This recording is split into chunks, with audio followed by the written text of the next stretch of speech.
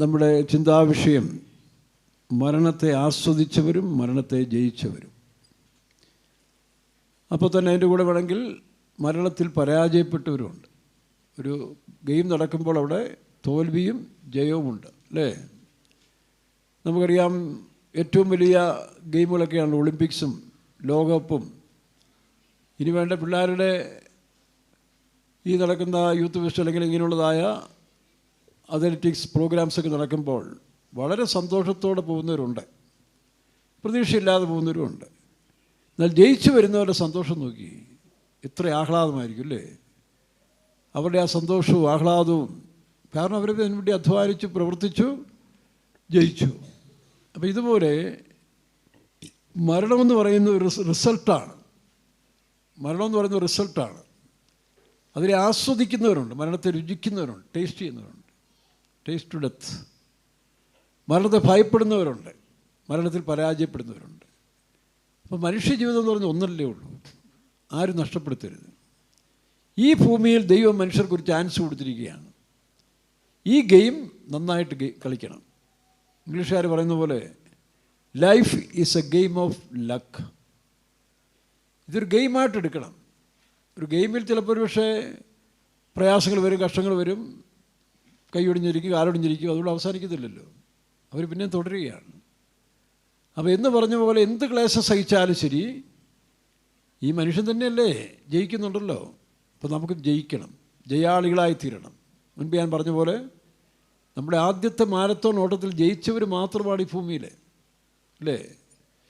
ചില കാര്യങ്ങൾ നമുക്കറിയാം, നമ്മൾ പ്രസംഗത്തിൽ റിപ്പീറ്റ് ചെയ്യുന്നുണ്ട്. എനിക്ക് തന്നെ അറിയാം, ആവർത്തിച്ച് പറയുന്നുണ്ട്.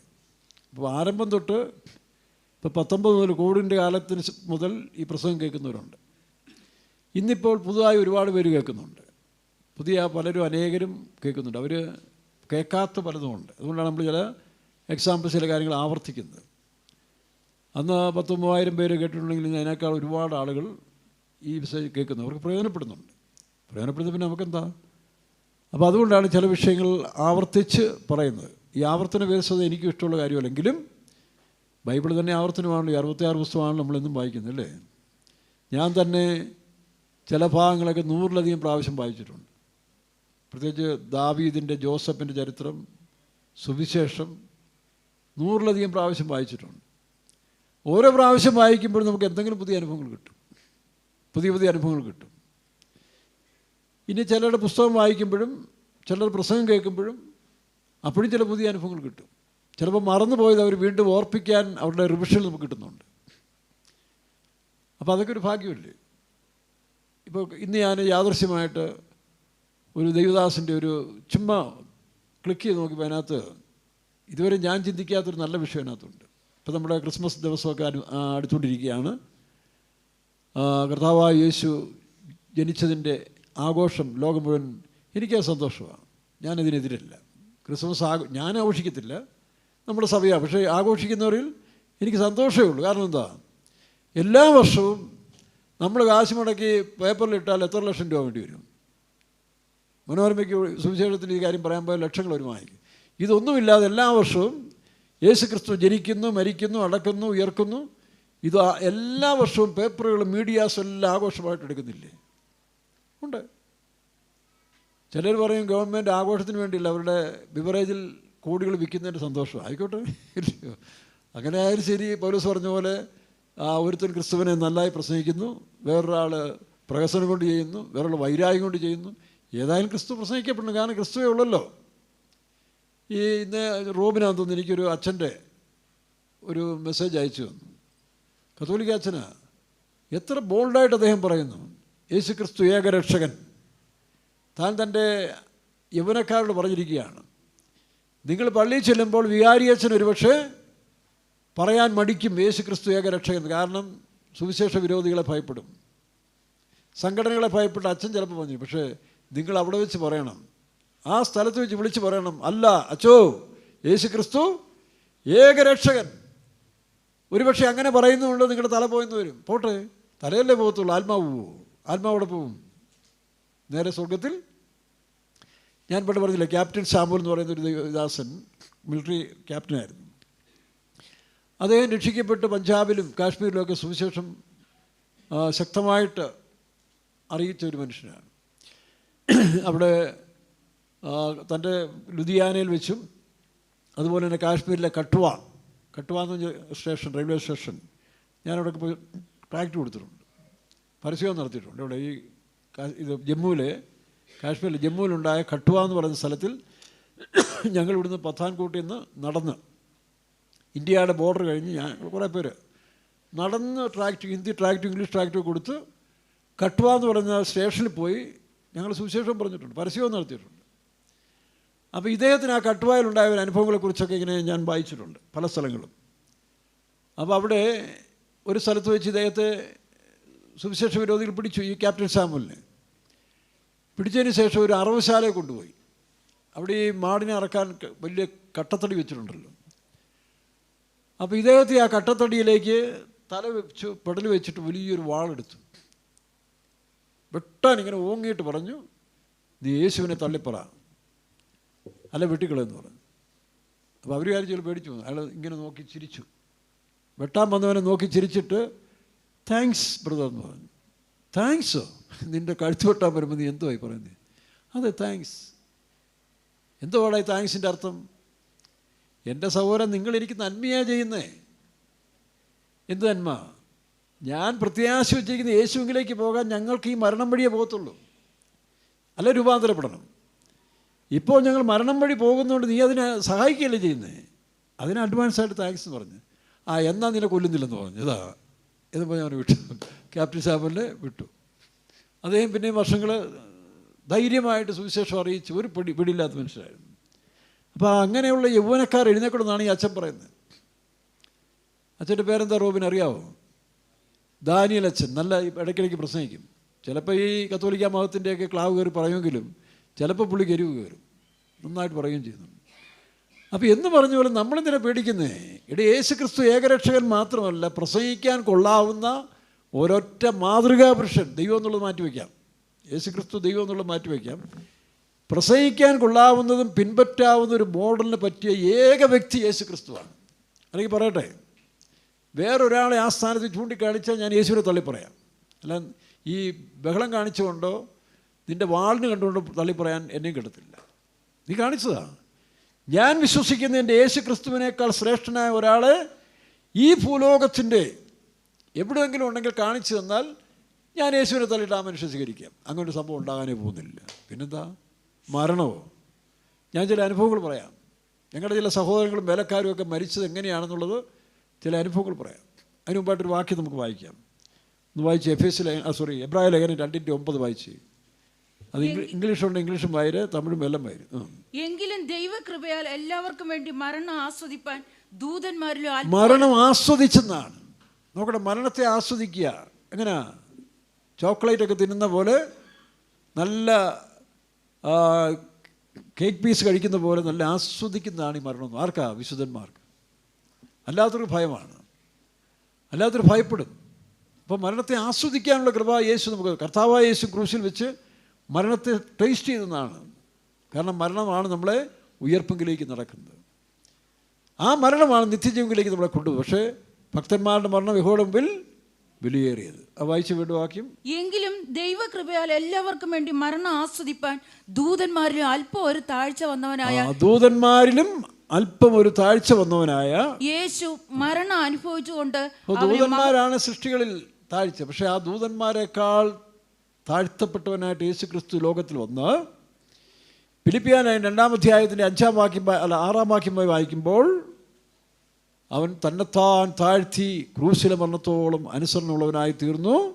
എല്ലാ നാമത്തിനും മേലായ നാമം ഉടയവനായി അവൻ ഉയർത്തപ്പെട്ടു. ഒന്ന് വായിച്ച 6-ാം വാക്യം മുതൽ. ഫിലിപ്പിയർ 2:6. അവൻ ദൈവരൂപത്തിൽ ഇരിക്കെ ദൈവത്തോടുള്ള സമത്വം മുറുകെ പിടിച്ചുകൊള്ളണമെന്ന് വിചാരിക്കാതെ ദാസരൂപം എടുത്ത് മനുഷ്യ സാദൃശ്യത്തിലായി തന്നെത്താൻ ഒഴിച്ച് വേഷത്തിൽ മനുഷ്യനായി വിളങ്ങി തന്നെത്താൻ താഴ്ത്തി മരണത്തോളം, ക്രൂശിലെ മരണത്തോളം തന്നെ അനുസരണമുള്ളവനായി തീർന്നു. ഇത് പട്ടുമത്തെ കിടന്നല്ല, അല്ലെ വാളും പരിചയം കൊണ്ടുവന്ന ശത്രുക്കളെ അല്ലെങ്കിൽ എതിരാളികളെ കൊന്നൊടുക്കി ഉണ്ടാക്കിയ മാർഗമല്ലിത്. യേശു ക്രിസ്തു എന്നെയും നിന്നെയും മാനവകുലത്തെ നേടുവാൻ വേണ്ടി സ്വർഗോന്നതിയിൽ ഇരുന്നു കൊണ്ട് ദൈവത്തിൻ്റെ സമത്വം മുറുകെ പിടിക്കാതെ ദാസരൂപം എടുത്ത് ഏറ്റവും വലിയ നിഷ്ഠൂരന്മാർ, അല്ലെങ്കിൽ ഈ പറഞ്ഞ പോലെ എന്തോ ക്രിമിനൽ, നൊട്ടേറിയൽ ക്രിമിനൽസ് മരിക്കുന്നത് പോലെ മരിച്ചുയർത്തുന്നതായിട്ട് യേശുക്രിസ്തുവിൻ്റെ മാർഗം ഒരു കാലത്തും നഷ്ടപ്പെടുകയില്ല. അതാണ് എൻ്റെ സത്യം.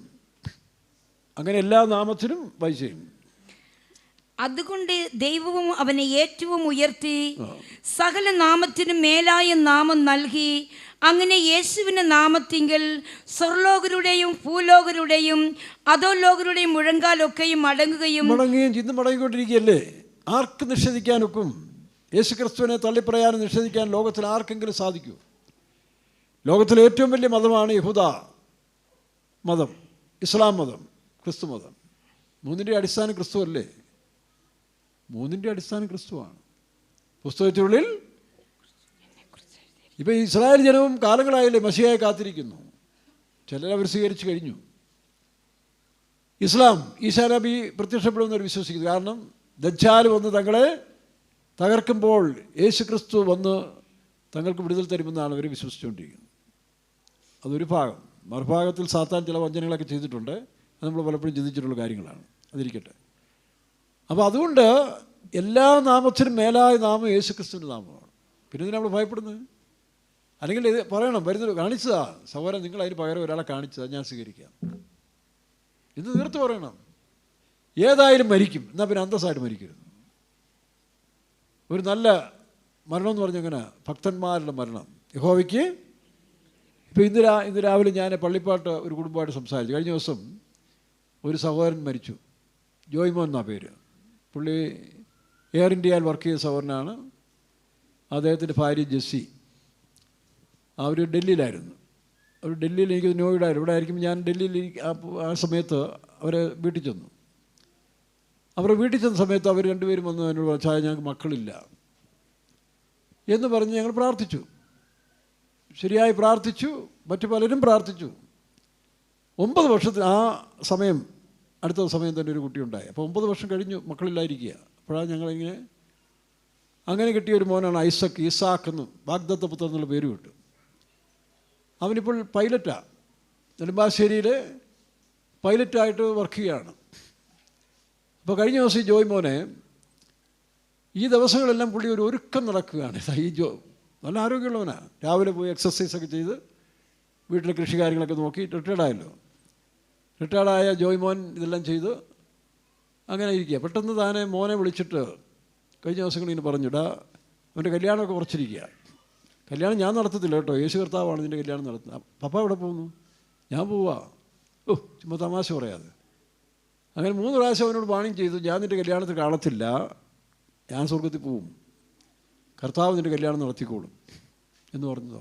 അവനെ തമാശയായിട്ടെടുത്തു. പക്ഷേ കഴിഞ്ഞ ദിവസം ഡ്യൂട്ടി കയറിയപ്പോൾ എന്തോ കാരണത്താൽ അവൻ പറപ്പിക്കേണ്ടതായ പ്ലെയിൻ 4 മണിക്കൂറായിട്ട് ലേറ്റായി. 4 മണിക്കൂർ ലേറ്റായി. അപ്പോൾ അവനെ എയർപോർട്ടിലേക്ക് കൊണ്ടുപോകാൻ ഡിപ്പാർട്ട്മെൻറ്റിൻ്റെ വണ്ടി, കാറ് വന്നു. താൻ താമസിക്കുന്ന ഗേറ്റിൽ വരുന്ന സമയത്ത് പെട്ടെന്ന് ഇവന് ഫോൺ ചെന്നു, അപ്പൻ സ്വർഗത്തിൽ പോയി. നോക്കണം, പ്ലെയിൻ വെച്ച് പറയാനൊക്കത്തില്ലല്ലോ. പ്ലെയിൻ ഓടിക്കുന്ന സമയത്ത് ഈ കാര്യം പറയാനൊക്കെ ഇല്ല. അപ്പോൾ പിന്നെ ഉടനെ തന്നെ ക്യാൻസലാക്കി അവൻ തിരിച്ച് വീട്ടിൽ വന്നു. അപ്പോൾ ഞാനിതോട് സംസാരിക്കുമ്പോൾ, ജെസ്സിയോട് സംസാരിക്കുമ്പം ജെസ്സിയും പറയുന്നത് ഇതാണ്, ഞങ്ങൾക്ക് മുമ്പേ അദ്ദേഹം അക്കരയ്ക്ക് പോയി. ഈ അടുത്ത കാലത്ത് നല്ല ഒരുക്കമായിരുന്നാണ് തൻ്റെ ജ്യേഷ്ഠൻ പാപ്പച്ചൻ എന്നോട് പറഞ്ഞത്. പതിവില്ല, കഴിഞ്ഞ ദിവസം അവിടുത്തെ ബ്രദർ ബൈബിൾ ക്ലാസ് നടത്തിക്കൊണ്ടിരിക്കുമ്പോൾ ഒരു അപ്പോസ്തല പ്രവർത്തിക്കുന്നൊരു വാക്യം, അവിടുത്തെ സഹോദരിമാരൊക്കെ നല്ല ബ്രില്യൻ്റ് സഹോദരിമാരെ പെട്ടെന്ന് വാക്യം, പക്ഷേ ഈ വാക്യം കിട്ടിയില്ല. പലരും പെട്ടെന്ന് ഈ പുറകിൽ നിന്ന് ആദ്യമായിട്ടാണ് അങ്ങനെ സംഭവം. അപ്പോസ്തല പ്രവൃത്തിൻ്റെ വാക്യമെന്ന് പറഞ്ഞ് താനെ വിളിച്ച് പറയുകയും ചെയ്തു. അപ്പം അങ്ങനെ ഒരു ദിവസം എക്സർസൈസും കഴിഞ്ഞ് ഇടയിൽ പെട്ടെന്ന് എന്തോ എനിക്കൊരു അസ്വസ്ഥത തോന്നി. താനെ കട്ടിൽ കിടന്നു, ക്ലോസായി. നോക്കണം, നേരെ സ്വർഗത്തിൽ പോയി. അടുത്ത ദിവസം അതിൻ്റെ അടക്കം നടക്കുകയാണ്. വളരെ പ്രത്യാശയോടെ നോക്കണം. ഇപ്പം നേരത്തെ എൻ്റെ മകനോട് പറഞ്ഞു, എൻ്റെ കല്യാണം ഞാൻ നടത്തത്തില്ല. അങ്ങനെ എത്രയോ സംഭവങ്ങൾ, 100 കണക്കിന് സംഭവം എനിക്ക് പറയാനുണ്ട്. നമ്മുടെ ഒരു പാസ്റ്റർ CT വർഗീസ് എന്ന് പറയും, അദ്ദേഹം കോയമ്പത്തൂരിലെ ശുശ്രൂഷ ചെയ്ത സമയത്ത്, തൻ്റെ അവസാന സമയത്തിൽ ഒരു കുഴപ്പമില്ല, രാവിലെ മദറിനെ സിസ്റ്റേഴ്സും വിളിച്ചു, ഞാനിന്നേ സ്വർഗത്തിൽ പോകും കേട്ടോ, 4 മണിക്ക് എൻ്റെ ഫ്ലൈറ്റ് വരുമെന്ന് പറഞ്ഞു. അപ്പോൾ ഈ സിറ്റി വർഗീസ് പാസ്റ്റർ 4 മണിക്ക് എൻ്റെ ഫ്ലൈറ്റ് വരും, ഞാൻ ആ ഫ്ലൈറ്റിൽ പോവുക, യേശുവിനെ കൊണ്ടുവരാൻ കൂടെ ഉണ്ടെന്ന് പറഞ്ഞു. ഇവർ ദേവദാസന്മാർ ആ കാലത്ത് പറയുന്ന വാക്കുകൾ അച്ചട്ടാണല്ലോ, എന്നാലും ഇവർക്കൊരു സംശയം. 3 മണിയായപ്പോൾ താൻ അവിടെ ഉള്ളവർ പറഞ്ഞൊരു കട്ടിലെടുത്ത് ഹോളിലിടാൻ പറഞ്ഞു.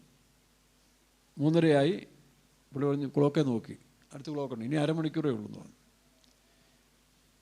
അങ്ങനെ അവസാനം 5 മിനിറ്റ് എൻ്റെ പുഷ്പവിമാനം വന്നുകൊണ്ടിരിക്കുകയാണ്, എന്നെ കൊണ്ടുപോകാനുള്ള വന്നിരിക്കുന്നത്, ഇനി 5 മിനിറ്റേ ഉള്ളെന്ന് പറഞ്ഞു. കറക്റ്റ് 4 മണി ക്ലോക്ക് അടിച്ചു, അദ്ദേഹം സ്വർഗത്തിൽ പോവുകയും ചെയ്തു. പാസ്റ്റർ MJ മാത്യു കോട്ടയത്ത് വെച്ച് ഇതുപോലായിരുന്നു. 100 കണക്കിന്. പാസ്റ്റർ ഏണസ്റ്റ് ലാസ്റ്റ് ഡൽഹിയിലെ കൺവെൻഷൻ പോകുന്ന സമയത്ത് അദ്ദേഹം പറഞ്ഞു എനിക്ക് തിരിച്ച് റിട്ടേൺ ടിക്കറ്റ് വേണ്ട. അതെന്താ പാസ്റ്ററെ, അത് എപ്പോഴാണ് വരുന്നത് അറിയത്തില്ലെന്ന് പറഞ്ഞു. എങ്ങനെയാണ് വരുന്നത് അറിയത്തില്ലെന്ന്, അതുകൊണ്ട് റിട്ടേൺ ടിക്കറ്റ് ബുക്ക് ചെയ്യേണ്ടെന്ന് പറഞ്ഞു. അതെല്ലാവർക്കും ആശ്ചര്യമായി. ഇവിടെ ഡൽഹി പോയ മനുഷ്യൻ മദ്രാസിൽ വേണ്ടി റിട്ടേൺ ടിക്കറ്റ് എടുക്കണ്ട എന്നാണ് പറഞ്ഞത്. കൺവെൻഷൻ കഴിഞ്ഞ് തിങ്കളാഴ്ച താൻ വർക്കേഴ്സിന് വേലക്കാരൻ നല്ലൊരു സ്റ്റഡിയെ കൊടുത്ത് വൈകിട്ടായപ്പോഴേ പാസ്റ്റർ KG ജോർജ് തൻ്റെ ലുക്ക് ആഫ്റ്റർ ചെയ്തുകൊണ്ടിരിക്കുന്ന സമയത്താണ് അദ്ദേഹം ഫ്രാൻസ് വെച്ച് മരിച്ചു. ഇപ്പോൾ ഇംഗ്ലണ്ടിലെ മദർ റേച്ചൽ ജോർജിൻ്റെ സിസ്റ്റർ റേച്ചൽ ജോർജിൻ്റെ ഓൺ ബ്രദറാണ്. അപ്പോൾ ഞങ്ങളൊക്കെ ഒന്നിച്ച് മദ്രാസിലുണ്ടായിരുന്നല്ലോ. അപ്പോൾ ഇദ്ദേഹം എല്ലാം നോക്കി തനിക്ക് ചില കാര്യമൊക്കെ പറഞ്ഞിട്ട് തൻ്റെ കഴുത്തിനൊരു ചെറിയ പെയിൻ, ഇങ്ങനെ ഉടനെ ഒരു പില്ലോ വെച്ചേക്കാൻ പറഞ്ഞു. പില്ലോ വെച്ചിങ്ങനെ അപ്പോൾ എല്ലാം പറഞ്ഞു ഒരുങ്ങി, എല്ലാം പറഞ്ഞു ഞാനിനി പോകും, ഏത് സമയത്തൊന്നും അറിയില്ല ജോർജ് പോയി വിശ്രമിച്ചോ. അപ്പോഴത്തേക്ക് പുള്ളി ഇങ്ങനെ ഒന്ന് ചെറുതായിട്ടൊന്ന് കഴുത്ത് ടെസ്റ്റ് ചെയ്തു. നമ്മുടെ KG പാസ്റ്റർക്ക് സംശയം. പുള്ളി ഒന്ന് 1 മണിക്കൂർ പുള്ളി ഉറങ്ങാമെന്ന് വിചാരിച്ചു. 1 മണിക്കൂർ നിന്നു, പിന്നെ കുളിച്ച് നോക്കിയപ്പോൾ ആളങ്ങക്കരയ്ക്ക് പോയി. പിന്നീട് ബോഡിയെല്ലാം തിരിച്ചു വരണ്ട. അപ്പോൾ ബോഡി ബുക്ക് ചെയ്യണമെങ്കിൽ അത് സ്പെഷ്യൽ ബുക്കിങ്ങാണ്. ഇതെല്ലാം കണക്കൂട്ടി താനത് പറയുകയും ചെയ്തു. എൻ്റെ അവസാനം വളരെ ആരും അറിയാതെ വളരെ നൈസായിട്ട് ഞാൻ അക്കരയ്ക്ക് പോകുന്നു. ഇങ്ങനെ എത്രയോ സംഭവങ്ങൾ. അതുപോലെ ദുർമരണങ്ങളില്ലേ, വിശ്വാസികളിൽ തന്നെയും വേലക്കാരിൽ തന്നെയും ദുർമരണമില്ലേ. പാസ്റ്റർ MD തോമസ് പറഞ്ഞൊരു കാര്യം എനിക്ക് ഓർമ്മ. താനൊരു ശുശ്രൂഷ ചെയ്ത സമയത്ത് അവിടുത്തെ സൺഡേ സ്കൂൾ ടീച്ചറാണ്, ശ്രദ്ധിച്ചോണം, മാന്യനായൊരു മനുഷ്യൻ, ആർക്കും പരാതിയില്ലാത്തൊരു മനുഷ്യനാണ്, സൺഡേ സ്കൂൾ ടീച്ചറാണ്. അദ്ദേഹമാണ് ട്രാൻസ്ലേറ്റ് ചെയ്യുന്നത്, ഇംഗ്ലീഷിലേക്ക് ട്രാൻസ്ലേറ്റ് ചെയ്യുന്ന മനുഷ്യരാണ്. അപ്പോൾ സൺഡേ സ്കൂൾ കുട്ടികളുടെ പരീക്ഷ നടക്കുക. ഇപ്പം പിള്ളേരോട് പറഞ്ഞു എല്ലാവരും പഠിച്ച് നന്നായിട്ട് എഴുതണമെന്ന് പറഞ്ഞ് പാസ്റ്റർ MD എല്ലാവരും പറഞ്ഞു വിട്ടു. പരീക്ഷയുടെ തലേ ദിവസം നോക്കണം, ഓരോ ദുർശക്തികൾ ഓരോരുത്തരെ സ്വാധീനിക്കുന്നതാണ്. പരീക്ഷയുടെ തലേ ദിവസം ഈ പറഞ്ഞ സൺഡേ സ്കൂൾ ടീച്ചറും ഈ ഇൻ്റർപ്രറ്ററുമായ വിശ്വാസി എന്ത് ചെയ്യുന്നറിയാവോ, സിനിമ കണ്ടുകൊണ്ടിരിക്കുക. അപ്പോൾ പുള്ളി പുറമേ ഇൻ്റർപ്രറ്റ് ചെയ്യുന്നു. ഹെഡ് മാസ്റ്ററും അതാ രസം, ഹെഡ് മാസ്റ്ററാണ്. ഇതൊക്കെ പേരിന് വേണ്ടി ചെയ്യുന്നതാണ്, അല്ല ഹൃദയപരമാർത്ഥയോടെ ചെയ്തതല്ല.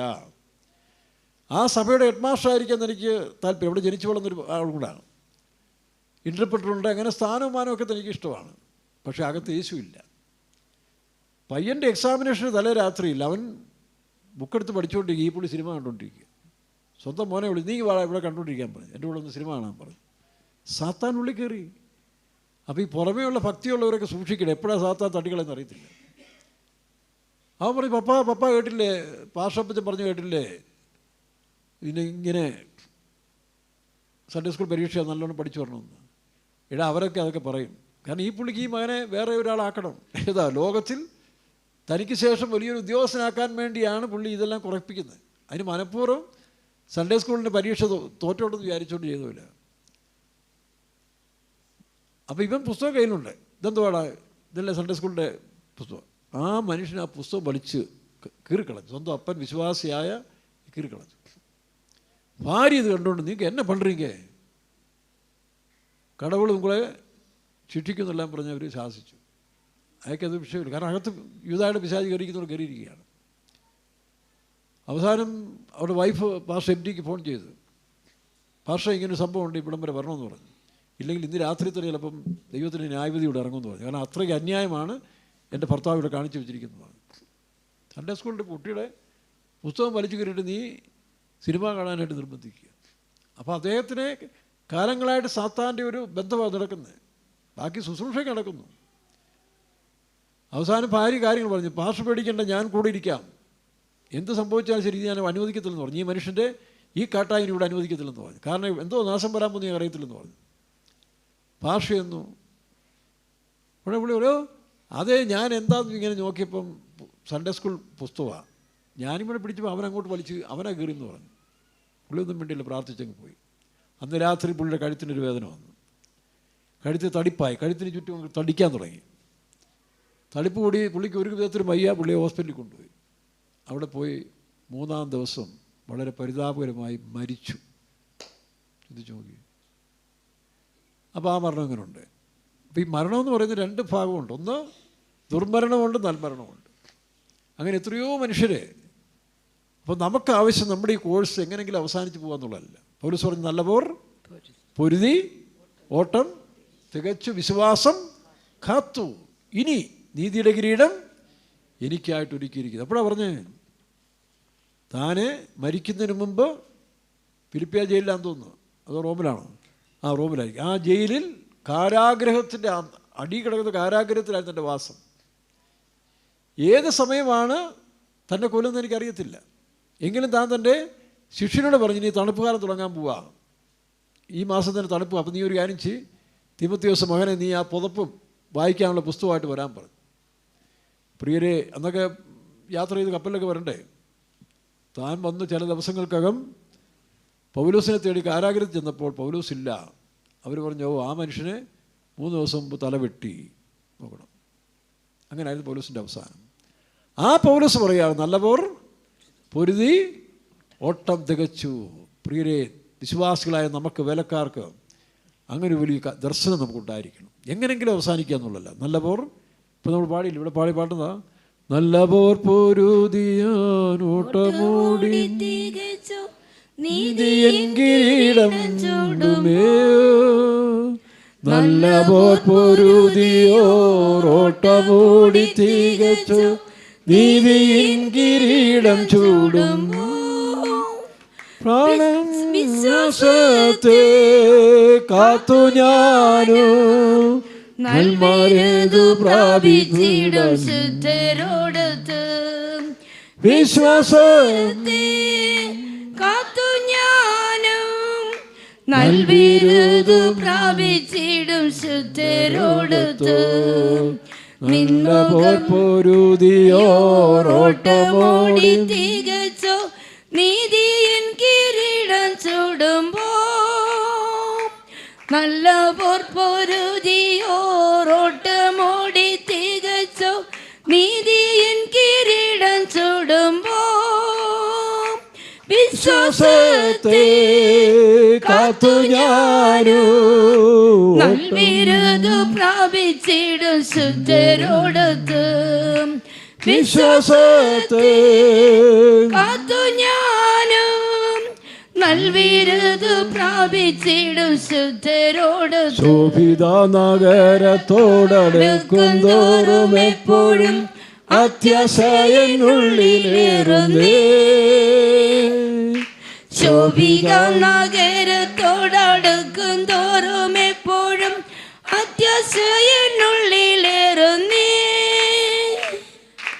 ഒന്നു മാത്രം എന്റെ വാഞ്ച നിൻമുഖം കണ്ടെന്നും എന്നും കൂടെ വാഴണം.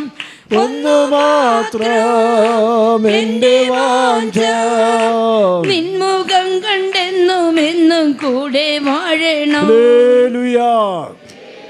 നമ്മുടെ ജോയി തോമസ് പാസ്റ്റർ എന്ന് പറയുന്ന അദ്ദേഹം തിരുവല്ലയിലെ സെൻട്രൽ പാസ്റ്റർ ആയിരിക്കും. മാസികയുടെയൊക്കെ ചീഫ് എഡിറ്ററായിരുന്ന മനുഷ്യനാണ്. ഞങ്ങൾ തമ്മിൽ വളരെ കറസ്പോൺസിബിൾ സംസാരിക്കുകയൊക്കെ ചെയ്യും. അദ്ദേഹവും ഈ പുസ്തക പ്രിൻറ്റിങ് ഇങ്ങനെയുള്ള ലിറ്ററൽ സൈഡുമൊക്കെ വളരെ ഇൻട്രസ്റ്റ് ഉള്ള മനുഷ്യനാണ്. അപ്പോൾ ഞാനിങ്ങനെ ഇതൊക്കെ ചെയ്യുമ്പോൾ അദ്ദേഹത്തിനോട് പറഞ്ഞു, ചെറിയാങ്കുഞ്ഞിന് മാത്രമാണ് ചീഫ് പാസ്റ്റർമാരിങ്ങനെ പെർമിഷൻ തന്നിരിക്കുന്നത്, അതൊരു വലിയ ഭാഗ്യമാണെന്ന് പറഞ്ഞു. അപ്പോൾ ഞാൻ പറഞ്ഞു, ചീഫ് പാസ്റ്റർ മേൽ കർത്താവും പെർമിഷൻ തന്നിട്ടുണ്ട്, അതുകൊണ്ടാണ് ഇങ്ങനെയൊക്കെ ചെയ്യുന്നത് പറഞ്ഞു. അപ്പോൾ അദ്ദേഹം ഞാനും വളരെ ആത്മാവിലൊരു ഐക്യമൊക്കെ ഉണ്ട്. ഞാൻ കണ്ണൂരിരിക്കുമ്പോൾ ഇദ്ദേഹം തിരുവല്ലയിൽ സുഖമില്ല നടക്കുക. അങ്ങനെ സുഖമില്ല നടക്കുന്ന സമയത്ത് പലരും എന്നെ വിളിച്ചു, നിങ്ങൾ ബ്രദറെ കണ്ടില്ലല്ലോ, ബാക്കി എല്ലാവരും വന്നല്ലോ. അപ്പോൾ ഞാൻ ദൈവത്തോട് മുട്ടുകുത്തി പ്രാർത്ഥിച്ചു, കർത്താവ് എന്നെ തക്ക സമയത്ത് അയക്കണേ. അങ്ങനെ 2 പ്രാവശ്യം ഇദ്ദേഹം വളരെ സീരിയസ് ആയി ഒരിക്കൽ ചീഫ് പാസ്റ്റർ ഏൽപ്പിച്ചു കൊടുത്തു, ഒരിക്കൽ ജോസഫ് കുട്ടിച്ചാമെന്ന് ഏൽപ്പിച്ചു കൊടുത്തു. അത് ഞാൻ അറിഞ്ഞപ്പോൾ എനിക്ക് വലിയ വിഷമമായി. പക്ഷേ എന്തോ എനിക്ക് തടസ്സമാണ് പോകാനാണ്. ഒരു ദിവസം രാവിലെ കർത്താവിനോട് പറഞ്ഞ് തിരുവല്ലയ്ക്ക് പോയിക്കൊള്ളാൻ പറഞ്ഞു. നോക്കണം, ഞാൻ വണ്ടി കയറി തിരുവല്ലയ്ക്ക് വന്നു. തിരുവല്ലയിൽ വന്നപ്പം ജോയിച്ചാനിങ്ങനെ കിടക്കുക, സംസാരിക്കുകയൊക്കെ ചെയ്യും. ഇപ്പം എല്ലാവരും പ്രാർത്ഥിക്കുന്നുണ്ട്. അപ്പോൾ ഞാൻ അസിസ്റ്റൻ്റ് പാസ്റ്റർ പറഞ്ഞു, ഇന്ന് ജോയിച്ചാൻ സ്വർഗത്തിൽ പോകും. പാസ്റ്റർ മാത്തുക്കുട്ടിയാണ്, അതുകൊണ്ട് ഇവിടെ നിന്ന് പ്രാർത്ഥിച്ച് ഏൽപ്പിച്ചു കൊടുക്കാൻ പറഞ്ഞു. അദ്ദേഹം പറഞ്ഞു, ഞാൻ 2 പ്രാവശ്യം ഇപ്പോൾ ചീഫ് പാസ്റ്റർ വന്നു, ഇനി ഞാൻ പ്രാർത്ഥിക്കുന്നൊന്നുമില്ല, അത് പിന്നീട് അവസാനം നടക്കത്തുമില്ലെന്ന് പറഞ്ഞു. പുള്ളിയുടെ സമയമൊന്നും ആയില്ലെന്ന് പറഞ്ഞു. അപ്പോൾ ഞാനൊരു സെൻട്രൽ പാസ്റ്ററെ വിളിച്ചു. എന്നോട് ഞാൻ അവിടെ നിന്ന് എത്തണമെങ്കിൽ കുറേ സമയം എടുക്കുന്നു. അപ്പോൾ ഞങ്ങളെല്ലാം അവിടെ പ്രാർത്ഥിച്ചു. ഞാനും വേറൊരു ബ്രദറും സാംകുട്ടി, പാട്ടുകാരൻ സാംകുട്ടി, ഞാനും കൂടെ കൈവച്ച് പ്രാർത്ഥിച്ചു. ഞാൻ പറഞ്ഞു, അച്ഛാ സമയമായില്ലേ എന്ന് ചോദിച്ചു. എന്നാൽ പ്രാർത്ഥിച്ചു വിടാൻ പറഞ്ഞു. അപ്പോൾ പുള്ളി പറയുന്നൊരു ഡയലോഗൊക്കെ എപ്പോഴും പുള്ളിയുടെ ഇൻട്രസ്റ്റ് ഉള്ള വാക്കാണ്, mark the perfect man before the upright, the end of the man will be piece.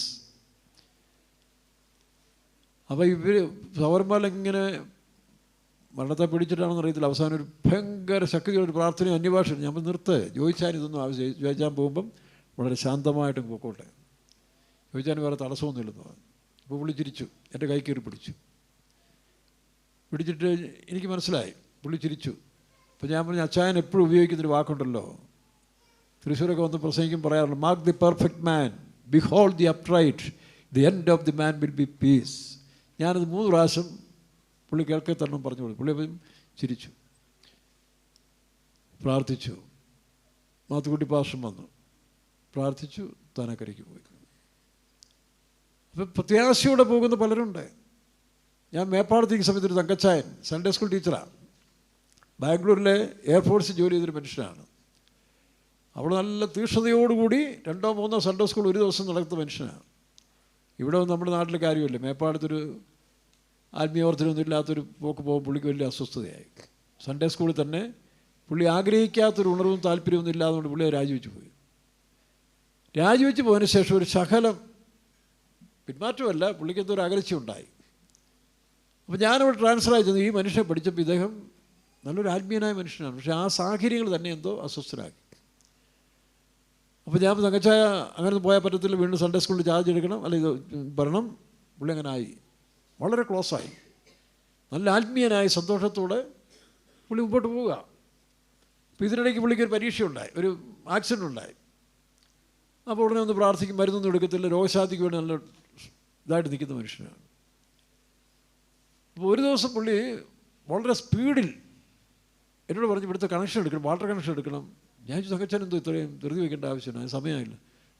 പുള്ളി എന്നോട് ഇച്ചിരി സീരിയസ് ആയിട്ട് പറഞ്ഞു, ചാൻ ഉത്തരവാദിത്തമില്ലെന്നിട്ടല്ല, പുള്ളിക്ക് പെട്ടെന്ന് തീർക്കണം. അപ്പോൾ പുള്ളി അവിടെ വീടിൻ്റെ പണി തീർക്കുന്നു, അവിടെ കണക്ഷൻ എടുക്കുന്നു, അപ്പോൾ ഇവിടെ എടുക്കണമെന്ന് പറഞ്ഞു. ഞാൻ പിന്നെ എടുക്കാൻ സമയമുണ്ടല്ലോ. പുള്ളി എന്തോ ദേഷ്യപ്പെട്ടങ്ങ് പോയി. ആ പോയ പോക്കിന് ഒരു പട്ടി കയറി കടിച്ചു. ആദ്യം ആക്സിഡൻറ്റ്, പിന്നെ പട്ടി കയറി കടിച്ചു. പക്ഷേ ഉടനെ തന്നെ പുള്ളി ദേഷ്യപ്പെട്ട് പോയ മനുഷ്യൻ നോക്കും, പിറ്റേ ദിവസം രാവിലെ ഈ കാലെല്ലാം രക്തം ഒലിച്ചുകൊണ്ട് വരും. അതേപോലെ നേരെ ഫെയ്ത്തോളിക്ക് വന്നു. ഞാൻ ചെന്ന്, അച്ഛായ പട്ടി കടിച്ചു, ഒന്ന് പ്രാർത്ഥിച്ചു വിടാൻ പറഞ്ഞു. ഞാൻ പിന്നെ എല്ലാം ക്ലീൻ ചെയ്തു. 2-3 സ്ഥലത്ത് കയറി കടിച്ചു, ക്ലീൻ ചെയ്ത് പുള്ളി മരുന്നൊന്നും എടുത്തില്ല. അങ്ങനെ അതും സൗഖ്യമായി. പിന്നെ ഞാൻ നോക്കി സൺഡേ സ്കൂളിൽ പുള്ളിയാണ് പായിടുന്നത്. 2 പിള്ളേരെ കൂട്ടി. പുള്ളിയുടെ സ്വഭാവം, പുള്ളി ഒരു ഭയങ്കര ഇതില്ല, എയർഫോഴ്സുകാരനല്ലായിരുന്നു. ആ ഒരു കാഠിന്യതെല്ലാം മാറി വളരെ സിമ്പിളായി. വിശ്വാസികൾ ചോദിച്ചു, ഇതെന്തോ ഒരു അത്ഭുതം, തങ്കത്തിന് ഇത്രയും മാറിയില്ലോ എന്ന് പറഞ്ഞു. അങ്ങനെ ഇതെല്ലാം സ്പീഡ് ചെയ്തുകൊണ്ടിരിക്കുകയാണ്. അപ്പോൾ അങ്ങനെ വന്ന് ഞാനവിടെ ചെല്ലുന്ന സമയത്തിൽ, താൻ മരിക്കുന്നതിന് 3 മാസം മുമ്പ് ഞാൻ തൻ്റെ കടയിൽ ചെന്നു. ഒരു STD ബൂത്തും ചില സ്റ്റേഷൻ കടയൊക്കെയാണ്. അപ്പോൾ വേറൊരു വിശ്വാസി ഇവിടെ ഉണ്ട്, തൻ്റെ സ്നേഹിതനൊരു വിശ്വാസിയായ സഹോദരി, ഇവർ നിൽക്കുക. അപ്പോൾ ഞാനിവിടെ ചെന്നു. ഞാനിവിടെ ചെന്ന സമയത്ത് പുള്ളി എന്നെ കണ്ണ് കാണിച്ചു. അതായത് ഈ വിശ്വാസി കാണിച്ചിട്ട് പറഞ്ഞു, വെച്ചാൽ ഇയാളെ അറിയാമോ? അറിയാമെന്ന് ചോദിച്ചാൽ ഞാൻ പിന്നെ നമ്മൾ അതല്ല, ഈ പുള്ളിയാണ് എൻ്റെ താടി കെട്ടുന്നത്. എന്നോട് പറയുക, എൻ്റെ താടി കെട്ടുന്നവനാണ് ഇവിടെ ഇരിക്കുന്നു പറഞ്ഞു. പാപ്പച്ചൻ എന്ന് പറയും, പുള്ളിക്കാരൻ ഈ വള്ളത്തിൽ ഇങ്ങനെ സ്റ്റേഷനിൽ മുട്ട കച്ചവടമൊക്കെ നടത്തുന്ന ആളാണ്. അപ്പോൾ ഈ തങ്കച്ചാനോട് പറയാ, അച്ഛാ അതല്ല, ഈ പുള്ളിയാണ് എൻ്റെ താടി കെട്ടുന്നത്.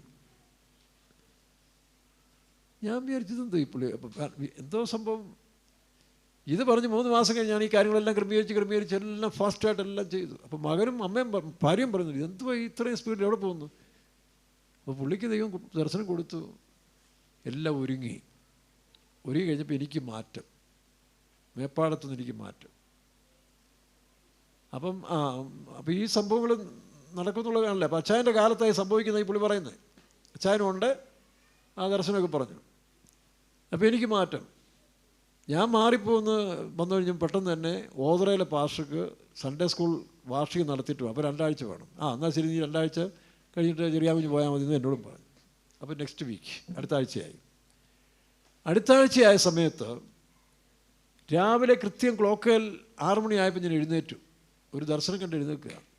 ഈ തങ്കച്ചായൻ വീട്ടിലെ കടയിൽ പോകാൻ വേണ്ടി നല്ല സ്പീഡിൽ ഒരുങ്ങിയ സമയത്ത് പെട്ടെന്ന് അങ്ങ് താഴോട്ട് വീണു. തൻ്റെ ഭാര്യ വേറൊരാൾ കൂടി ചേർന്ന് പൊക്കി ഞാൻ സ്വപ്നം കാണുക, കട്ടിലേൽ കിടത്തുക. ഉടനെ എനിക്ക് ആൾ വിട്ടു, അച്ഛൻ വേഗം വരണം. ഞാൻ ചെന്ന്, ഇതെല്ലാം സ്വപ്നം കേട്ടോ, ഞാൻ ചെന്ന് എന്നോട് പറഞ്ഞു. ആ വീട്ടിൽ ചെന്നപ്പോൾ ഞാൻ പറഞ്ഞു 6, അപ്പോൾ പുള്ളിങ്ങനെ പിൻ ഡ്രോപ്പ് സൈലൻ്റായിട്ട് കിടക്കുക, യാതൊരു അനക്കവുമില്ല, ശ്വാസം ഉണ്ടെന്നല്ലാതെ. അപ്പോൾ ഞാൻ പറഞ്ഞു 6 മണിക്കൂർ ഇങ്ങനെ കിടക്കുമെന്ന് പറഞ്ഞു. അപ്പോൾ ചിന്തിച്ച് നോക്കി, രാവിലെ 6 മണി മുതൽ ഉള്ള സംഭവമാണ്. 6 12 മണിക്ക് വരെ കിടക്കും. 6 മണിക്കൂർ കിടക്കുമെന്ന് പറഞ്ഞു. പിന്നെ സ്വർഗത്തിൽ പോകുന്നു തന്നെ പറഞ്ഞു. ഇത് സ്വപ്നത്തിൽ പറയുക കേട്ടോ. ഞാൻ ഈ ദർശനം കണ്ടിട്ട് രാവിലെ പെട്ടെന്ന് എഴുന്നേറ്റ് 6 മണി ഇതടിച്ചു, കാപ്പി കുടിച്ചു. മദറൊരു കാപ്പി കുടിച്ചു. ഞാൻ മദറിനോട് ഈ ദർശനം പറഞ്ഞു.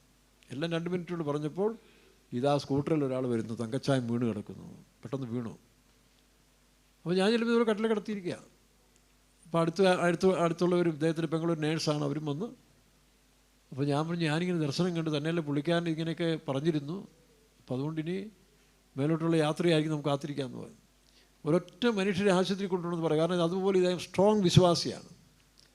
അപ്പോൾ ഞാൻ ഈ 6 മണിക്കൂർ പറഞ്ഞില്ലേ, അപ്പോൾ ഞാൻ അവിടെ നിന്ന് ഏകദേശം ഈ പറഞ്ഞ പോലെ ഇടയ്ക്ക് 12 മണിയായെന്ന് തോന്നുന്നു. 12 മണി ആകുന്ന സമയത്ത് പെയ്ത്തും 2 വേലക്കാർ വന്നു. ഞാൻ അവരെ കാണാൻ അങ്ങോട്ട് പോകുന്ന സമയത്തിൽ, അപ്പം എൻ്റെ കണക്കൂട്ടിൽ ഇത് അവരോട് പറയുന്ന സമയത്ത് ഈ ദർശനം പറയുമ്പോൾ 9 മണിയാണ്. അപ്പോൾ ഞാൻ പിന്നെ 9:03 മണി എന്നുള്ളൊരു തെറ്റായ കണക്കൂട്ടിൽ ഇരുന്നുകൊണ്ട് എന്നാൽ പോയിട്ട് വരാമെന്ന്. ഞാൻ ചെന്ന് കറക്റ്റ് 12 മണി ആയപ്പോൾ പെട്ടെന്ന് ഫോൺ വരുന്നു. തകച്ചാൻ കണ്ണു തുറന്നു. എൻ്റെ മരണത്തിൻ്റെ ഒരു ചെറിയ വെപ്രാളം. കണ്ണു തുറന്ന് എല്ലാവരും കണ്ടു. പുള്ളി ബൈ പറഞ്ഞു. അങ്ങനെ ഞാൻ കയറി ചെല്ലുകയും ബൈ പറയുകയും മരിക്കും ഒരുപോലെ. അപ്പോൾ ഈ വീണ് കിടക്കുന്ന സംഭവം, ഈ പാപ്പച്ചൻ ബ്രദറ് പള്ളിപ്പാട്ട് കച്ചവടത്തിന് പോയ സമയത്ത് ആൾ തിരിച്ച് വള്ളത്തെ തിരിച്ചു വന്ന് തൻ്റെ പാദപീഠത്തിലിരിക്കുക, അടുത്തിരിക്കുക കസേരയിട്ട്. മരിച്ചു കഴിഞ്ഞാൽ ഉടനെ ആ പുള്ളി കണ്ട ദർശനം പോലെ ഈ പാപ്പച്ചൻ ബ്രദറ് തുണി കൊണ്ട് തൻ്റെ താടിയും കാലും കെട്ടുകയാണ്. നടന്ന സംഭവം. അങ്ങനെ എത്രയോ സംഭവങ്ങൾ.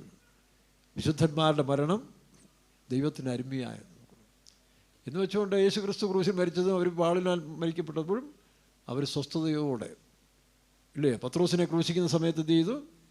എൻ്റെ ഗുരുവിനെ നിങ്ങൾ മേലായി ക്രൂശിച്ചെങ്കിൽ എന്നെ തലകീഴായി ക്രൂശിപ്പിൻ.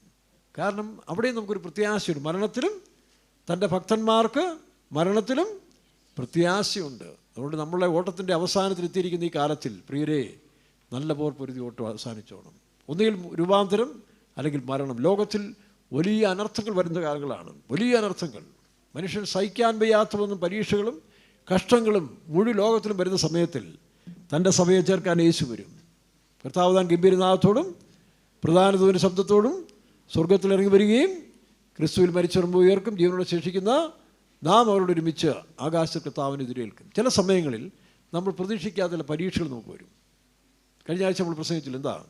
നിർണയപ്രകാരം വിളിക്കപ്പെട്ടവർക്ക് സകലവും നന്മയ്ക്കായി കൂടി വ്യാപിക്കും.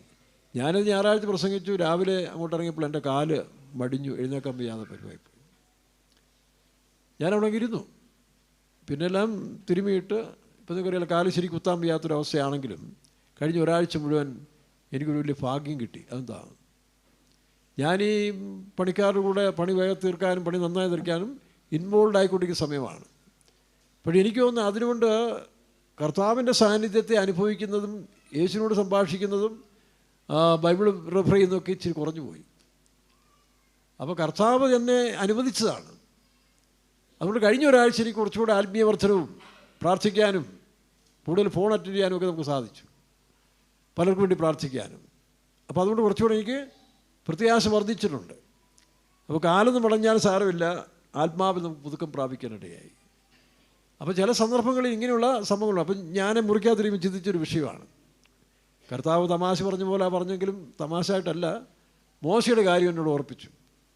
എന്നോട് പറഞ്ഞ് ഫറവോൻ്റെ ആ രാജ്യത്തിലെ മോശയെ കൊണ്ട് ദൈവം 9 അത്ഭുതങ്ങൾ ചെയ്തു. പുറപ്പാട് പുസ്തകം എനിക്കൊന്ന് 8-ാം അധ്യായം മുതൽ അങ്ങോട്ട് പോകുമ്പം 8, 9, 10 അതുണ്ട്. അപ്പം മോശയെ കൊണ്ട് 10 അത്ഭുതം, നൈൽ നദിയിലെ വെള്ളം രക്തമാക്കി, അതുപോലെ തന്നെ ഈച്ച, വെട്ടുകിളി, അങ്ങനെ തവള, ഇതെല്ലാം ബാധകൾ അയച്ച് കൊടുത്തെങ്കിലും അതുകൊണ്ടൊന്നും ഫറവോൻ്റെ ഹൃദയം കഠിനപ്പെടുക ചെയ്തു. അപ്പോൾ ഒരാളിനോട് ചോദിച്ചു, ഈ ഫറവോൻ്റെ ഹൃദയം കഠിനപ്പെടുത്തിയ ദൈവമല്ലേ? ദൈവം ഫറവോൻ്റെ ഹൃദയം കഠിനപ്പെടുത്തിയെന്നാണ്. പിന്നെ ദൈവം അത്ഭുതം ചെയ്തത് പറയുമായവാ. ഏതാ? ദൈവം ഫറവോൻ്റെ ഹൃദയം കഠിനപ്പെടുത്തുന്നു, പിന്നെ അവനെ സമ്മതിക്കുന്നു, പിന്നെയും കഠിനപ്പെടുത്തും. അപ്പോൾ ദൈവം കഠിനപ്പെടുത്തിയോണ്ടല്ലേ ഈ 9 അത്ഭുതങ്ങളും ചെയ്യാൻ ഇടയായെന്ന് ചോദിച്ചു. ഞാൻ പറഞ്ഞു, അതെ. എന്താ അതിൻ്റെ രഹസ്യം? ഈ മിസ്രൈമിൽ അവരേറ്റവും ആരാധിക്കുന്ന ഒരു നദിയാണ് നൈൽ നദി. ദേവത എന്നാണ്, നൈൽ ദേവത.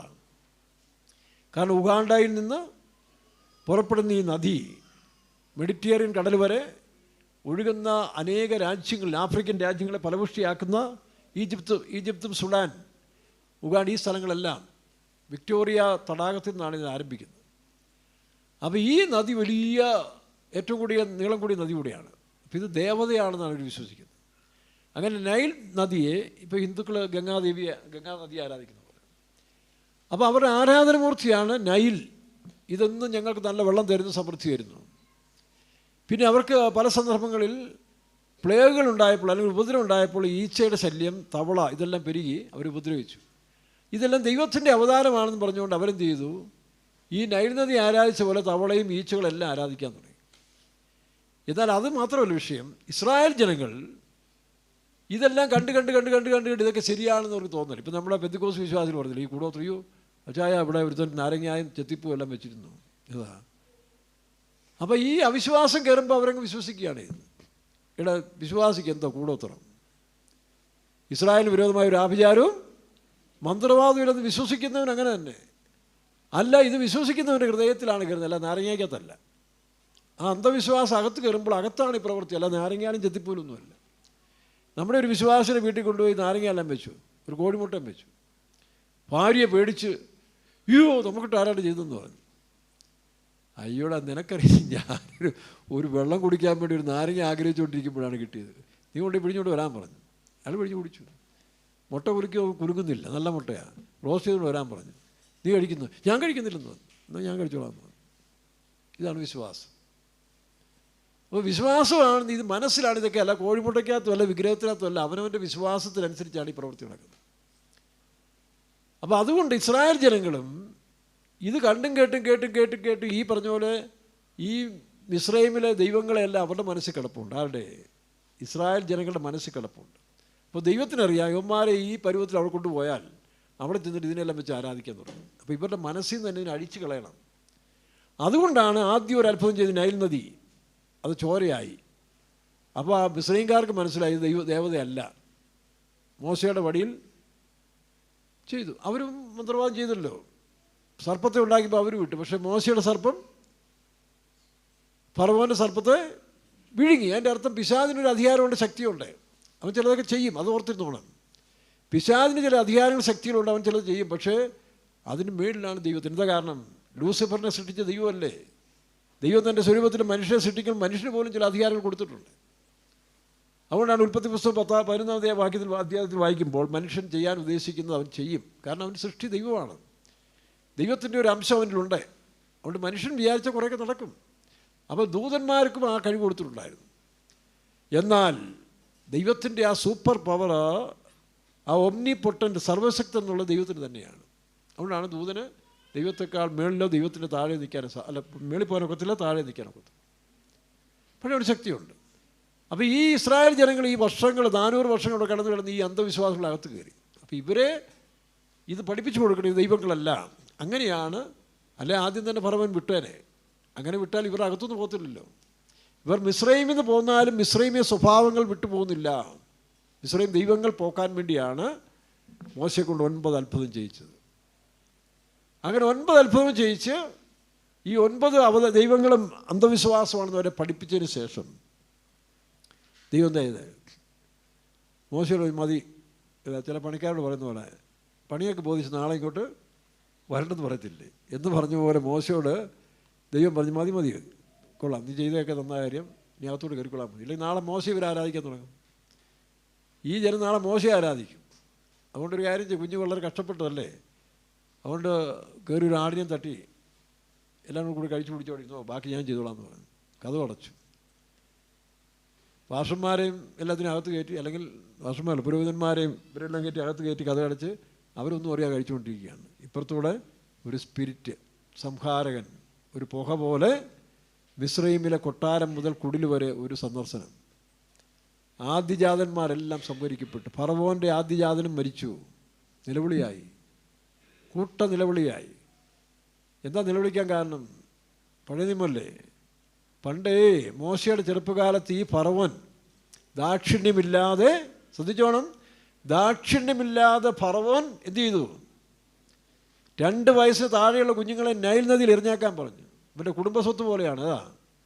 ഇവൻ്റെ കുടുംബസ്വത്ത് ആരും ചെയ്യാൻ ഒക്കത്തില്ലല്ലോ എന്നുള്ള ധാർഷ്ട്യത്തിൽ സാത്താൻ കയറി ഈ ഫറവോൻ ചെയ്ത്. ഇന്ന് ചില അധികാരികൾ ഓർത്തോണം, അധികാരത്തിൽ സ്ഥാനത്തിരിക്കുന്നവൻ മര്യാദയ്ക്ക് ദൈവത്തെ ഭയം ജീവിച്ചില്ലെങ്കിൽ സാത്താൻ കയറും. നമ്മുടെ സൺഡേ സ്കൂൾ ടീച്ചറെ തട്ടിയ പോലെ. പിന്നെ വട്ടും കാണിക്കും, അവസാനം നേരെ ഇതെല്ലാം തിരിച്ചടിക്കും. അതുകൊണ്ട് ഇലക്ഷൻ ജയിക്കുന്ന അധികാരികളും പഞ്ചായത്ത് മെമ്പർമാർ മുതൽ പ്രസിഡന്റ് വരെ, അല്ലെങ്കിൽ ഇന്ത്യൻ പ്രധാനമന്ത്രി വരെ, മുഖ്യമന്ത്രി ഒരു ഓർത്തോണം, മേളിലൊരാളുണ്ട്. നായനാർ പറഞ്ഞ പോലെ മേളിലൊരാളുണ്ട്. ഇല്ലെങ്കിൽ അടി പാഴ്സലായിട്ട് വരും. ഇപ്പം എന്ത് ചെയ്തു? അന്ന് കൊച്ചുകുട്ടികളെ നൈൽ നദിയിൽ എറിഞ്ഞ് കൊന്നു. ദൈവം കുറിച്ച് വെച്ചു. ശരി, നിനക്ക് കഴിവുണ്ടല്ലോ. ഇപ്പോൾ എന്ത് ചെയ്തു? തിരിച്ചടി വേണ്ടേ? ഇത് ന്യായപ്രമാണമാണ്. കണ്ണിന് കണ്ണ്, പല്ലിന് പല്ല്. അപ്പോൾ അതേ നാണയത്തിൽ, ആ ന്യായപ്രമാണത്തിൽ കൂടെ തന്നെ അവരുടെ കുടുംബത്തിൽ വന്നപ്പോഴാണ് കരച്ചിലറിയുന്നത്. ചില പോലീസുകാരോട് പറയാം, പോലീസുകാർ ചുമ്മാ മെനക്കെട്ടടിക്കും. ഏതാ അടി കൊണ്ട്. ഇപ്പോൾ അതല്ല, തിരിച്ച് ജനങ്ങൾ അങ്ങോട്ട് അടിക്കാൻ തുടങ്ങി. അപ്പോഴാണ് പോലീസുകാർ ഓടാൻ തുടങ്ങി. ഇതാണ് പോലീസ് ഓടുന്നുണ്ടില്ലേ. അപ്പോൾ അടിയുടെ ചൂട് വരുമ്പോഴേ അടിക്ക് കൊടുത്തവനും ചൂട് കിട്ടത്തില്ല. അപ്പോൾ ചിലപ്പോൾ അങ്ങനെ വേണം. എല്ലാം ക്ഷമ എന്ന് പറഞ്ഞിട്ട് കാര്യമുണ്ടോ? ക്ഷമിക്കുന്നവർ നമ്മൾ ക്ഷമിക്കണം, കൊടുക്കേണ്ടവൻ കൊടുത്തോളും. അപ്പോൾ പാഠം പഠിക്കും. അപ്പോൾ അങ്ങനെ ഫറവോൻ കുഞ്ഞുങ്ങളെ നൈൽ നദിയിൽ എറിഞ്ഞെങ്കിൽ അതേ നാണയത്തിൽ കൊടുത്തപ്പോഴാണ് അതിൻ്റെ സീരിയസ്നെസ് മനസ്സിലാകും. ഇതുപോലെ ഓർത്തോണം പാവപ്പെട്ട സുവിശേഷകരെയും, ഞാൻ പറഞ്ഞ കള്ള ഉപദേശിമാരെ അല്ല, കാപഠ്യമുള്ള പ്രവാചകന്മാരുടെ കാര്യമല്ല, പരമാർത്ഥമായ ദൈവത്തെ സ്നേഹിക്കുന്ന ദൈവമക്കളെയും ദൈവ ശുശ്രൂഷകരെയും ഉപദ്രവിക്കാൻ തുടങ്ങിയാൽ, കർത്താവായ യേശു ക്ഷമിച്ചു, പക്ഷേ പിതാവായ ദൈവം കുറിച്ച് വെക്കും. സൃഷ്ടി, സ്ഥിതി, സംഹാരം. നിങ്ങൾ പറയത്തില്ലയോ, മഹേശ്വരന് 3 കഴിവുണ്ട്. സൃഷ്ടിക്കാനും അറിയാം, നിലനിർത്താനും അറിയാം, സംഹരിക്കാനും അറിയാമെന്ന് ഓർത്തോണം. എല്ലാവരും, ക്രിസ്ത്യാനികളും ക്രിസ്തേതരും അക്രൈസ്തവരും ഒക്കെ ഓർത്തോണം. നമ്മൾ വിശ്വസിക്കുന്ന ഏകദൈവമേ ഉള്ളൂ. അത് ഏത് പേരിൽ അറിഞ്ഞാലും പടച്ചതമ്പുരാൻ എന്ന് പറഞ്ഞ ഒന്നേ ഉള്ളൂ, സത്യദൈവം. ഏകസത്യദൈവമായി നിന്നെയും നീ അയച്ച പുത്രനെ അറിയുന്നു. അപ്പം ആ സത്യദൈവത്തിന് മുമ്പിൽ കണക്ക് ബോധിക്കേണ്ടി വരും. അപ്പം ഭാരതമായാലും ഇന്ത്യ ആയാലും ശരി, ദൈവമക്കളെ ആവശ്യമില്ലാതെ ഇപ്പോൾ അധികാരമുണ്ട്, ശക്തിയുണ്ടെന്ന് പറഞ്ഞ് ആരെങ്കിലും കയറി ഉപദ്രവിക്കാൻ പോയാൽ തിരിച്ചടി വരും, കത്തിച്ച് കളയും ചിലപ്പോൾ. അങ്ങനെ ഒരു സംഭവം ബൈബിളിൽ തന്നെ ഒരു ആധാരമുണ്ട്. ഭാരതത്തിന്മേൽ വരുന്ന ഒരു ന്യായവിധി. അതുകൊണ്ട് വളരെ സൂക്ഷിച്ച് വേണം നിരപരാധികളെയും പരമാർത്ഥികളായ സുവിശേഷകരെയും വിശ്വാസികളൊക്കെ കൈകാര്യം ചെയ്യാൻ ഓർത്തോണം. അംഗബലമുണ്ട്, ആളുണ്ട്, പോലീസുണ്ട്, പട്ടാളമുണ്ടെന്ന് പറഞ്ഞിട്ട് കാര്യമൊന്നുമില്ല. നേരെ തിരിയും. ഇതിനേക്കാൾ വലിയ പട്ടാളം ഉണ്ടായിരുന്ന നെപ്പോളിയനും അല്ലെങ്കിൽ പോലീസ് ഉണ്ടായിരുന്ന മറ്റ് നേതാക്കന്മാരൊക്കെ എവിടെ പോയി? നെബൂഖദ്നേസർ എവിടെ പോയി? സദ്ദാം ഹുസൈൻ എവിടെ പോയി? എവിടെ പോയി ഇവരൊക്കെ? അപ്പോൾ ചരിത്രം ആവർത്തിക്കരുത്. പിന്നെ ദൈവം അനുവദിക്കും, ദൈവത്തിൻ്റെ ഉദ്ദേശം കാണും. കാരണം ദൈവമക്കൾ മരിച്ചാലും ഭയപ്പെടേണ്ട ആവശ്യമില്ല. എന്നിൽ വിശ്വസിക്കുന്നവൻ മരിച്ചാലും ജീവിക്കും, ജീവിച്ചിരുന്ന് വിശ്വസിക്കുന്നവൻ ആരും ഒരു നാളും മരിക്കുകയില്ല. അതുകൊണ്ടാണ് ഞങ്ങൾക്ക് യഥാർത്ഥ ക്രിസ്ത്യാനികൾക്ക് മരണഭയമില്ല. അവർ മരണത്തെ ജയിച്ചവരാണ്, മരണത്തെ ആസ്വദിക്കുന്നവരാണ്.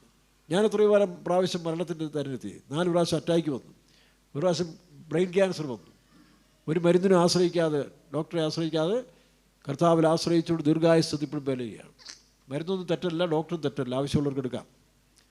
അത് വേറെ, ഇത് വിശ്വാസം, ഇത്രയേ ഉള്ളൂ. അപ്പോൾ അതുകൊണ്ട് ആ ഫറവോൻ്റെ ന്യായവിധി നമ്മൾ ഓർമ്മയിരുന്നോണം. മാത്രമല്ല ഫറവോനെ വെള്ളം കുടിപ്പിച്ചില്ലേ? ഏതാ ഫറവോൻ എറിഞ്ഞ കുട്ടികൾ നൈൽ നദിയിൽ നല്ല വെള്ളം കുടിച്ച് ചത്തെങ്കിൽ ഫറവോനെ സൈന്യത്തെയും എന്ത് ചെയ്തു? ഉപ്പുവെള്ളം കുടിപ്പിച്ച് അവന്മാരെ കൊന്നത്. അതുകൊണ്ട് ആ ദൈവത്തോട് കളിക്കരുത്. ഇത് കല്ലും മണ്ണൊന്നുമല്ല. ഞങ്ങൾ ആരാധിക്കുന്ന ദൈവം, ഞങ്ങൾ വിശ്വസിക്കുന്ന ദൈവം not mud and clay, sorry mud and wood. We are worshipping the living God. ഇത് അധികാരികൾ മറക്കരുത്, സുവിശേഷ വിരോധികൾ മറക്കരുത്. ആ ദൈവം എഴുന്നേറ്റാൽ കളി മാറും. നീ കണ്ടുപിടിച്ചിരിക്കുന്ന വെപ്പൺസ് കൊണ്ടോ നിൻ്റെ പറക്കുന്ന പ്ലെയിനും കൊണ്ടൊന്നും അതിനെ തടയാനൊക്കത്തില്ല. ഇസ്രായേലിനോട് ചേർന്ന് ഇത് ചാവുകടൽ അറിയാമല്ലോ. എന്താ? ദൈവത്തെ ധിക്കരിച്ചുകൊണ്ട് ഹോമോസെക്സ്വാലിറ്റിയിലും തോന്നിവാസലും വളർന്ന നാടിനെ, അതിന് അമേരിക്കയുടെ ബോംബൊന്നും വേണ്ട, മേളിൽ നിന്ന് തീ ഇറങ്ങി, ഗന്ധവും തീ ഇറങ്ങി. ആ ന്യായവിധി ഭൂമിയിൽ വരാതിരിക്കാൻ നാം പ്രാർത്ഥിക്കുക, നമ്മൾ ഒരുങ്ങിയിരിക്കുക, ജാഗ്രതയായിരിക്കുക. യേശു വേഗം വരാറായി. അവൻ്റെ വരവിൽ നാം പോകാം. നമുക്ക് കണ്ണടയ്ക്കാം. ഹല്ലേലൂയ. ലോകേ ഞാൻ നോട്ടം തികച്ചു, സ്വർഗവിരുദിനായി. ലോകേ ഞാൻ ഓട്ടം തികച്ചു, സ്വർഗവിരുദിനായി.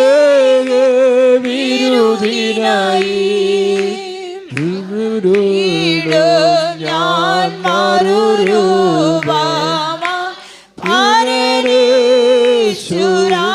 സന്നിധോ പരന്നീടും ഞാൻ മാറുരൂപമാരൻ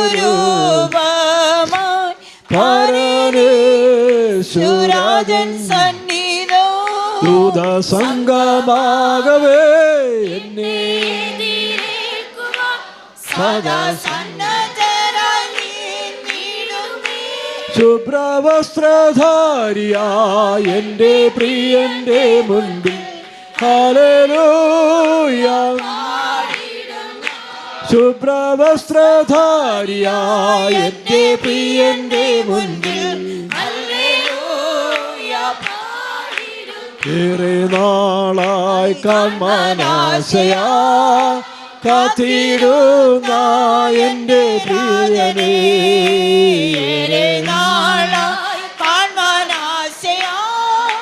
കാത്തിടുന്ന എൻ്റെ രാജനേ.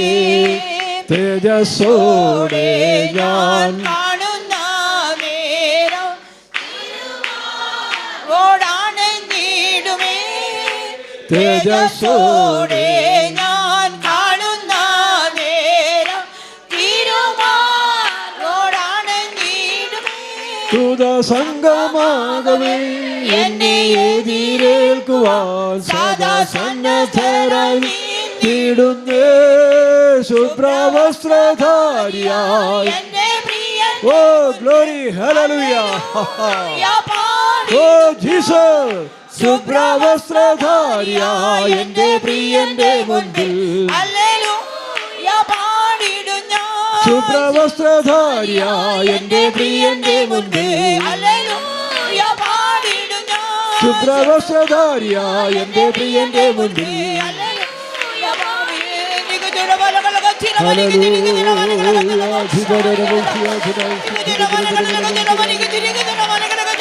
ഹല്ലേലൂയ.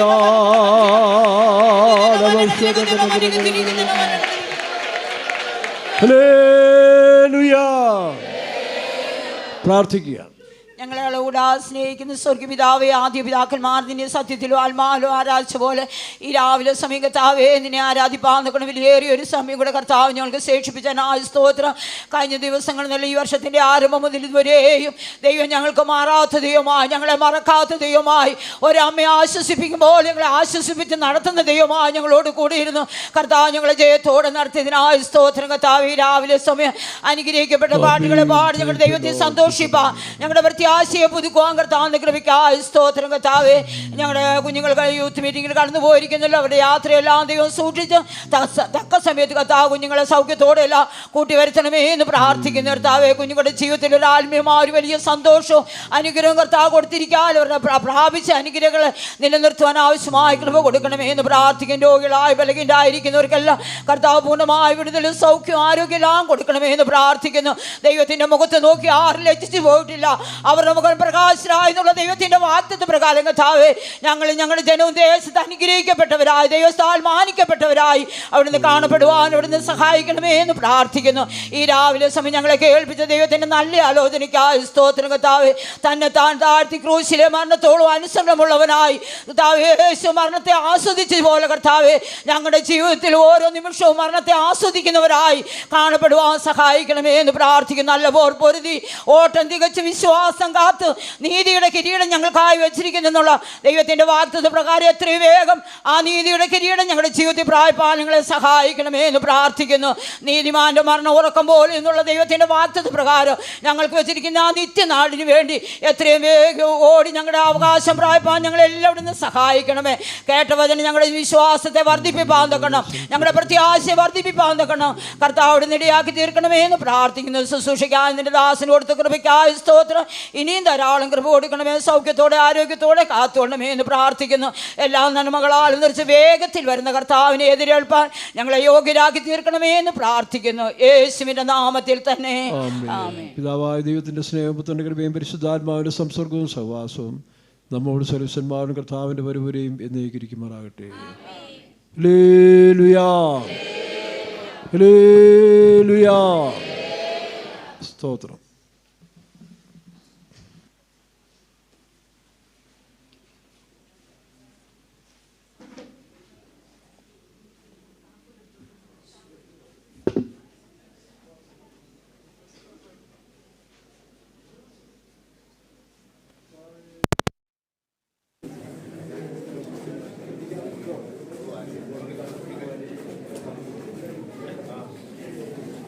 아유.